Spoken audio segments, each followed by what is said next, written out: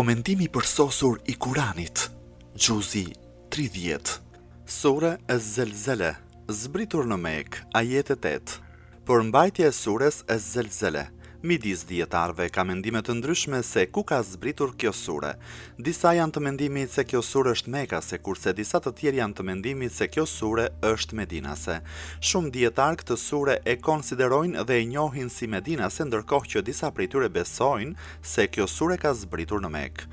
Ajetet e saj flasin për ringjalljen dhe shenjat e ardhjes së ringjalljes. Ajo është më tepër e ngjashme me ajetet mekase, por në hadith thuhet se kur kjo sure zbriti, Abu Said el-Khudri e pyeti profetin Muhammed, paqja e bekimi i Allahut qoftë mbi të dhe mbi familjen e tij, për ajetin kush ka bërë ndonjë të mirë qoftë sa një thërmi. Ne e dim se Abu Said el-Khudri i është bashkangjitur myslimanëve në Medinë. Origjina e kësaj sureje, nëse është mekase apo medinase, nuk ndikon në komentimin e saj. Kjo sure është e ndarë në 3 boshte kryesore. Boshti i parë i sures flet për ngjarjen e ringjalljes dhe shenjat e kiametit. Boshti i dytë flet më tej për dëshminë e tokës ndaj të gjithë veprave të kryera nga njeriu. Në boshtin e tretë flitet për ndarjen e njerëzve në 2 grupe, punëmirët dhe punëligët. Gjithashtu flitet edhe për arritjen e çdo njërit grup sipas veprave të kryera. Mirësitë e leximit të surës Ez-Zelzele. Mirësitë e leximit të surës janë cituar në transmetime të ndryshme islame, ndërto mund të citojmë një nga hadithet e profetit Muhammed, paqja e bekimi i Allahut qoftë mbi të dhe mbi familjen e tij, ku çdo që e lexon këtë sure ka mirësinë sikur të ketë lexuar surën El-Baqara, shpërblimi i tij është sikur të ketë lexuar 1/4 e Kuranit. Në një hadith të Imam Sadikut, paqja e Zotit qoftë mbi të, lexojmë: mos u lodhni kurrë lexuari surën Idha Zulzilatil Ardu, sepse kushdo që e reciton atë në namazet nafile, kurrë nuk do të ketë problem me tërmetet dhe nuk do të vdes prej tyre. Nuk do të ketë problem deri në çastin e vdekjes, për sa u përket ngjarjeve si rënja e rufes e të tjerë. Ajetet nga 1 deri te ajeti 8. Bismillahirrahmanirrahim.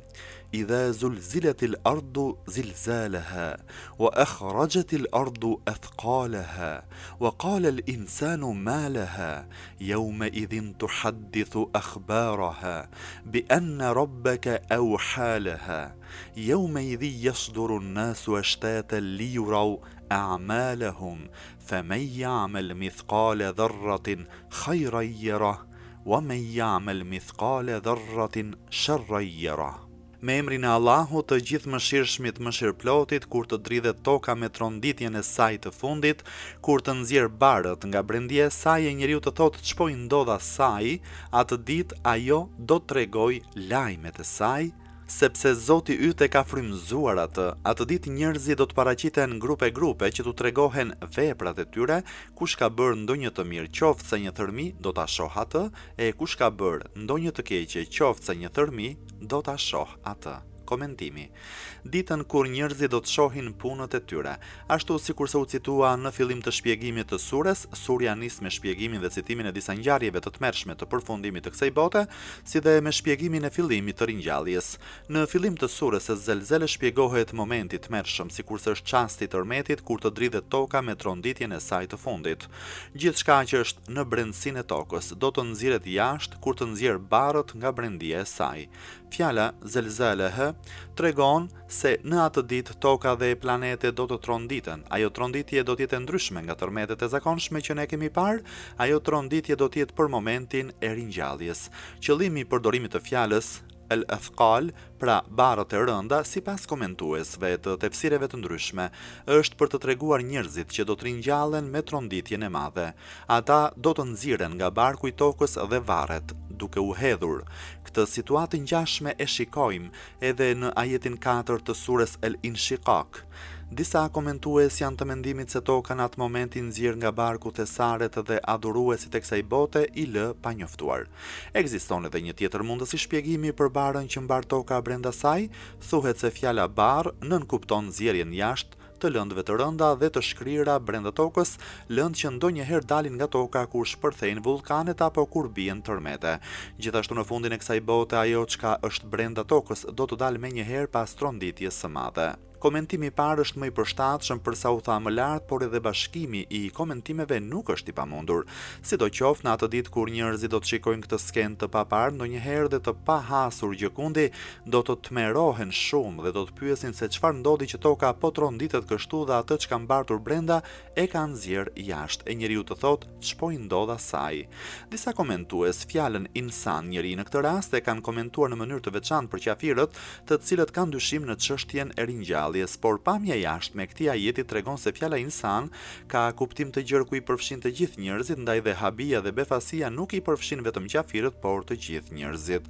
Kjo habi, kjo çudi dhe kjo pyetje që bëjnë njerëzit ka të bëjë me herën e parë apo të dytë. Ajeti na thotë se është hera e parë, pra hera e përfundimit të botës, sepse tronditja e madhe do të jetë në përfundim të botës. Është dhënë edhe një tjetër mundësi shpjegimi, është hera e ringjalljes. Ringjallja e të vdekurve dhe nxjerrja e tyre nga toka, sepse ajetet e mëpasshme do të flasin për herën e dytë. Edhe pse ajetet e Kuranit flasin për të dy herët, komentimi i parë është më i përshtatshëm për sa i përket tronditjes së tmerrshme, ndaj dhe fjala el ethqal ka kuptimin tokë, minerale, thesare si dhe lëndëve që mbar toka brenda saj. Më e rëndësishme ndër këto që u thanë është fakti se toka në atë ditë gjithçka mbart brenda saj do ta nxjerrë jashtë vetes, atë ditë ajo do të tregojë lajmet e saj. Gjithçka do të jetë mbi skenën e tokës, të mirat e të këqija, të veprat e mira dhe veprat e këqija, për njeriu në atë ditë, një ndër dëshmuesit më të rëndësishëm të tij do të jetë toka. Po, kjo tokë është një ndër dëshmuesit e veprave dhe punëve që ne kryejmë. Në një ndër hadithet e profetit Muhammed, paqja e bekimi Allahu qoftë mbi të dhe mbi familjen e tij, lexojmë: a e dini se kë kanë për qëllim këto fjalë, lajmet e tokës? Allahu dhe i dërguari i tij e dinë më së miri, u përgjigjen. Qëllimi për lajmin që jep tokë është fakti se veprat e çdo burri dhe gruaje që janë kryer mbi tokë do t'i nxjerr duke thënë se filani në filan ditë ka kryer këtë punë, kështu do të lajmëroj toka, tha profeti Muhammed, paqja e bekimi Allahut qoftë mbi të dhe mbi familjen e tij. Në një tjetër hadith të profetit Muhammed, paqja e bekimi Allahut qoftë mbi të dhe mbi familjen e tij, lexojmë: keni kujdes dhe merrni abdes, sepse punët më të mira për ju janë falja e namazit. Keni kujdes tokën, sepse është nëna juaj, asnjë njeri nuk kryen asnjë punë, qoftë e mirë apo e keqe, që toka të mos ketë haber. Ebu Said el-Khudri thoshte: kur do herë që gjendesh në shkret të tir, kur të vi koha e namazit, thire me zë të lartë ezanin, sepse kam dëgjuar të dërguarin e Allahut, paqja e bekimi i Allahut qoftë mbi të dhe mbi familjen e tij, të thotë: nuk do mbetet asnjë xhin apo njeri apo pjesë prej copave të gurve që të mos dëshmojnë për të në ditën e Kiametit. A mos vallë toka me urdhër të Allahut do të ketë gjuhë dhe do të flas, apo mos ka për qëllim shfaqjen e ndikimeve të veprave të njeriu mbi tokë? Ne e dimë se çdo vepër e njeriu, qoftë ajo e kryer me dashje apo pa dashje, do të lërë gjurmë, ndikimin e saj do ta shikojmë në atë ditë. Kjo gjë për ne duket e pakonceptueshme për ta kuptuar më mirë, po e krahasoj me shenjat e gishtërinjve që mbeten te doreza e shtëpisë apo në vende të tjera kudo që prekim. Në këtë mënyrë do të shohim edhe ndikimet e veprave tona, si dhe tokën që do të flasë për veprat tona. Po ashtu edhe kur dikujt i tregojmë një ëndër të keqe, syt thonë se nuk kemi fjetur, sepse të syt shikohen ndikimet e ëndrës së keqe. Gjithsesi, kjo çështje nuk është e çuditshme, sepse po sot në ditët tona, me zhvillimin e shkencës dhe me dijen që njeriu ka shpikur mjete që mund t'i incizojnë njerëzit kudo që ata janë dhe në çdo sekond i dëgjon ato. Po ashtu mund ta filmoj njeriu dhe ta shikoj atë në çdo punë që ai kryen dhe veprat e punët që ai kryen, i merr si provë dhe dokument për çështje gjyqësore dhe personi nuk mund të mohojë asgjë. Nëse për njerëzit e mëparshëm disa prej dëshmive të tokës ishin të habitshme dhe të paimagjinueshme për ditët e sotme, kjo gjë nuk ka pse të jetë e pakonceptueshme, sepse një çip i vogël që vihet në një pjesë të trupit apo të rrobave mund të tregojë shumë gjëra dhe të zbulojë shumë prej tyre.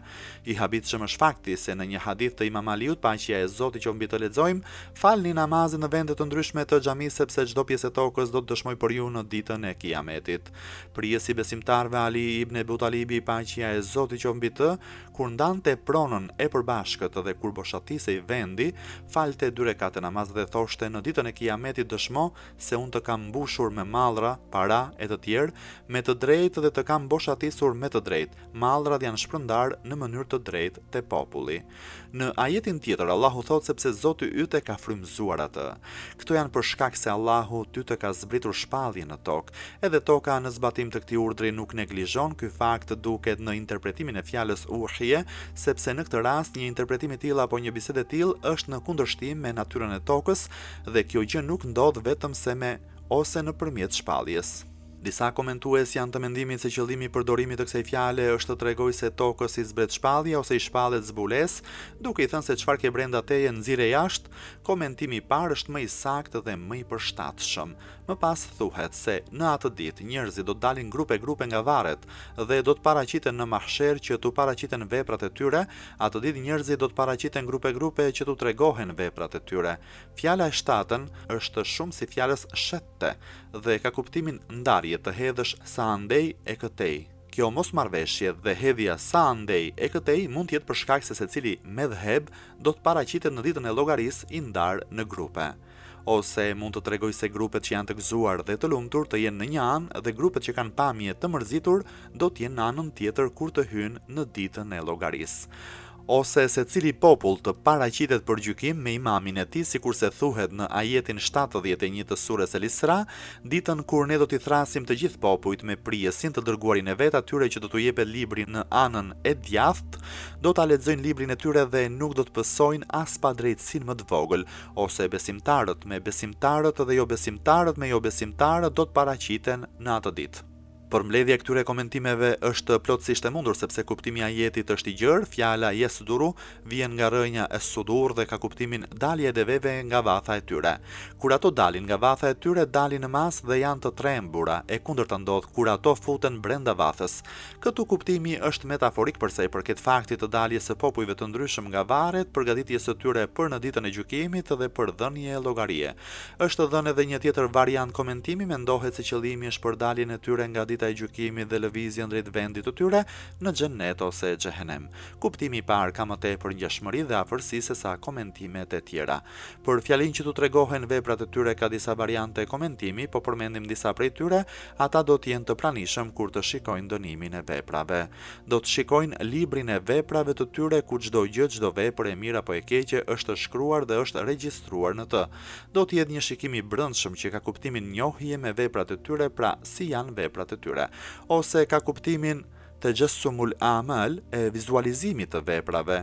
Komentimi i fundit është më i drejtë përsa i përket pamjes së jashtme të ajetit, sepse ky ajet konsiderohet si ajeti më i qartë sa i përket të gjësumul amal, vizualizimit të veprave, sepse në atë ditë veprat e njerëzit marrin formën e punës apo të veprës që është kryer dhe paraqiten për të dhënë llogari. Ato mund të jenë të gëzuara ose të hidhëruara, mund të jenë me vuajtje dhe bela. Më pas flet për përfundimin e këtyre dy grupeve, punë mirëve dhe punë keqive. Allahu në Kur'an thot kush ka bërë ndonjë të mirë qoftë sa një thërmi do ta shoh atë, e kush ka bërë ndonjë të keqe qoftë sa një thërmi do ta shoh atë. Përsëri për këto ajete janë bërë komentime të ndryshme, sepse lindin pyetjet: a mos vallë ne do shikojmë dënimin e veprave tona, a mos vallë ne shikojmë librin e veprave tona, apo ne shikojmë vetë veprën? Këto ajete nga pamja jashtme përsëri theksojnë faktin e shikimit të vetë veprave, qofshin ato vepra të mira apo vepra të këqija. Në ditën e Kiametit do të shikohen të gjithë veprat. Edhe si kur t'jen sa maja i gjilpërës, ato do të shfaqen dhe ne do i shikojmë të gjitha veprat. Fjala mithqal ka kuptimin peshë dhe peshore. Këtu ka po atë kuptimin e parë. Për fjalën ad-dharra, gjithashtu janë dy kuptime dhe komentuesit kanë dhënë mendime të ndryshme. Disa kanë dhënë mendimin se ka kuptimin e një milingone të vogël, disa kanë thënë se ka kuptimin e pluhurit, kur ne vendosim duart në tokë, na ngjiten në duar pluhura, ndërsa disa të tjerë janë të mendimit se ka kuptimin e një thërmie apo grimce të vogël, dheu, e cila gjendet në ajër dhe kur dielli shfaqet, ato grimca të vogla dallohen dhe shfaqen qartë. Ne e dim se fjala e dharra përdoret për atomin, edhe e bombës atomike i thon el qumbulatu dharriyya. Atomi është aq i vogël sa që nuk mund të shikohet jo vetëm me syrin e lirë të njerëzit, por edhe me çfarëdo lloj mikroskopi. Me mikroskop mund të shikohen vetëm ndikimet e tij. Për masat dhe pesha e tij nuk mund të llogaritet, pra atomi është aq i vogël sa që miliona atome mblidhen në majën e një gjilpëre të vogël. Pra kuptimi i fjalës së dharra, sido që të jetë në këtë rast, ka kuptimin e peshës më të vogël. Ky ajet është ndër ajetet që rënqeth trupin e njerëzit dhe tregon se dhënia llogarit tek Allahu është jashtëzakonisht e saktë dhe e ndjeshme. Peshorët në atë ditë janë shumë të sakta dhe të ndjeshme sa që peshojnë edhe më të voglën punë, vepër të mirë apo të ligë të njerëzit. Hulumtime. 1. Saktësia dhe vështirësia në dhënien e llogarisë në ditën e Kiametit. Jo vetëm ajetet e fundit të kësaj sureje, por edhe ajetet e ndryshme të Kuranit përdoren shumë mirë për sa i përket të dhënies së llogarisë dhe marrjes në llogari për veprat e bëra, por dhënia e llogarisë për veprat e bëra në ditën e Kiametit trajtohet në mënyrë të jashtëzakonshme në ajetin 16 të surës Lukman, ku lexojmë: "O djali im, edhe veprën e rënd sa kokra e sinapit që ndodhet në shkëm, në qie apo në tokë, Allahu do ta nxjerrë në shesh, me të vërtetë Allahu njeh mirë çdo imtësi dhe i di të gjitha fshehtësitë." Kokra e sinapit është shumë e vogël sa që kur duan të krahasojnë ndonjë gjë të vogël përdorin si fjalë të urtë kokrat e sinapit. Ky interpretim tregon që në atë ditë do të jepet llogari për gjën më të vogël. Gjithashtu këto ajete tregojnë se edhe mëkati më i vogël i cili na duket i parëndësishëm, në atë ditë do të merret në llogari si dhe vepra më e vogël e mirë do të llogaritet. Çfarëdo që të jetë nuk është e parëndësishme, apo sado e vogël të jetë e keqja dhe e mira nuk do të lihet pa u llogaritur. Disa komentues kanë thënë se këto ajete kanë zbritur kur disa shok të profetit Muhammed, paqja e bekimi i Allahut qoftë mbi të dhe mbi familjen e tij, ishin pak të kujdesshëm për sa i përket faljes së mallit që kishin. Ata thoshin se shpërblimi i jepet për gjëra që ne i duam, ndërsa gjërat e vogla nuk janë asgjë që ne ti duam. Gjithashtu edhe për mëkatet e vogla ata ishin të pavëmendshëm.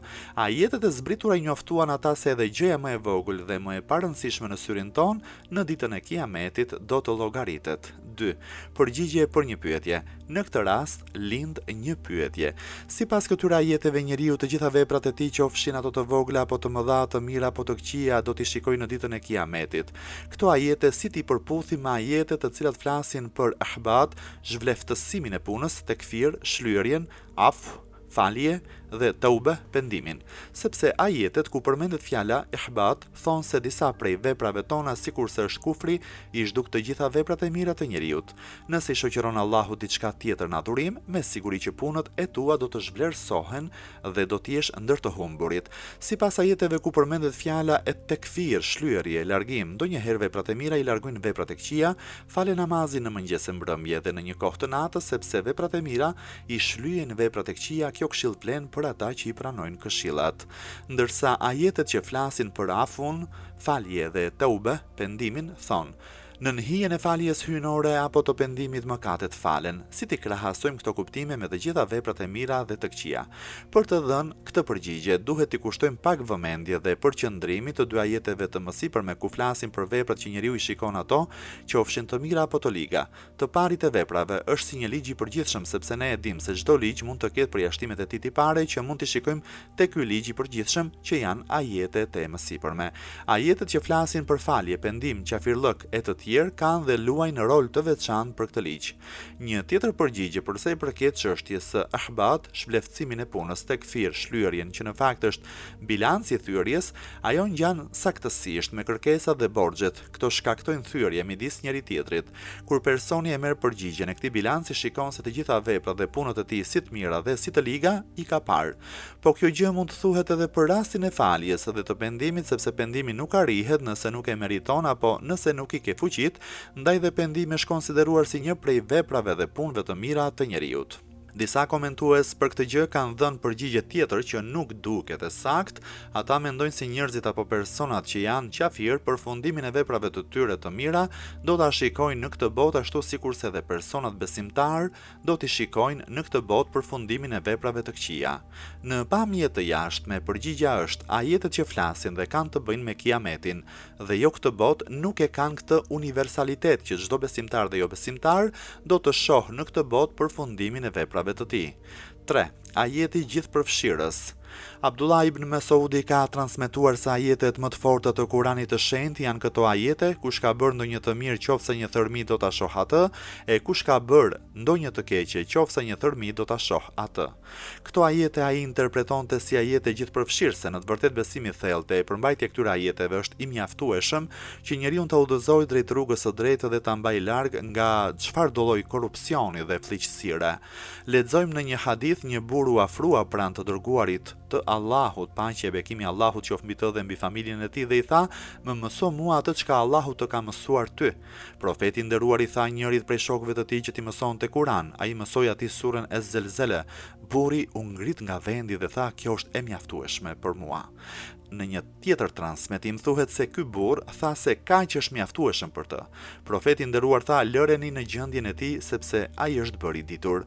Arsyeja është e qartë sepse nëse një person e di që veprat tona peshohen dhe merren në llogari, edhe nëse janë më të vogla se një kokur sinapi, atëherë kjo është një gjë shumë e madhe dhe konsiderohet si ndikimi më i mirë për sa i përket edukimit të njeriut. Në një transmetim tjetër të Abu Said al-Khudri thuhet, kur zbriti ajeti, kush ka bërë ndonjë të mirë qofse një thërmi do ta shoh atë, e pyet atë dërguarin e Allahut, paqja e bekimi i Allahut qoftë mbi të dhe mbi familjen e tij, nëse do të shfaqen të gjitha veprat dhe punët që kanë bërë.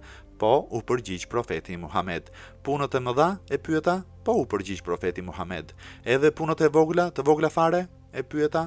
Po, u përgjigj profeti Muhammed. Oh, me det për mua, nëna le të ulet dhe të nis vajtimin për mua të mbaj zi. O Abu Said, lajme të mira paq sepse punët e mira llogariten me 10 fishin deri në 700 fish. Allahu i shton mirësitë për këdo, ndërsa për mëkatet jep dënimin vetëm për atë që bëjnë ose u afal ato, tha profeti Muhammed. Di edhe këtë, askush nuk shpëton me veprat e tij, përveç se me mëshirën e Allahut. O i dërguari i Allahut, edhe ti, e pyeta, edhe unë, vetëm nëse Allahu më përfshin në mëshirën e tij, u përgjigj profeti. O Allah, kur profeti Muhammed, paqja e bekimi i Allahut qoftë mbi të dhe mbi familjen e tij, që është me atë madhështi pranë teje, e ka shpresën te mëshira jote, atëherë detyra jonë është e qartë. O Allah, nëse veprat tona do të jenë kriteri i shpëtimit ton, me det për ne. Nëse ti do të jesh mbështetësi ynë, lum për ne. O Allah, ditën që të gjithë veprat tona do të paraqiten te ne në forma të ndryshme, ne sytë kemi të drejtuar drejt mirësisë tënde.